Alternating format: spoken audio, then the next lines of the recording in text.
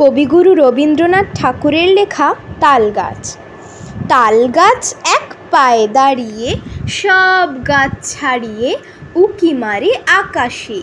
মনে সাধ কালো মেঘ ফুঁড়ে যায়, একেবারে উড়ে যায়।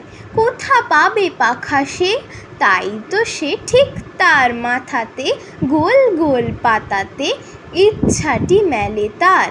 মনে মনে ভাবে বুঝি ডানা এই, উড়ে যেতে মানা নেই বাসাখানি ফেলে তার।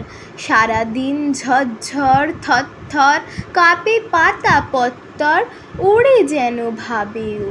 মনে মনে আকাশেতে বেরিয়ে, তারাদের এড়িয়ে যেন কোথা যাবে ও।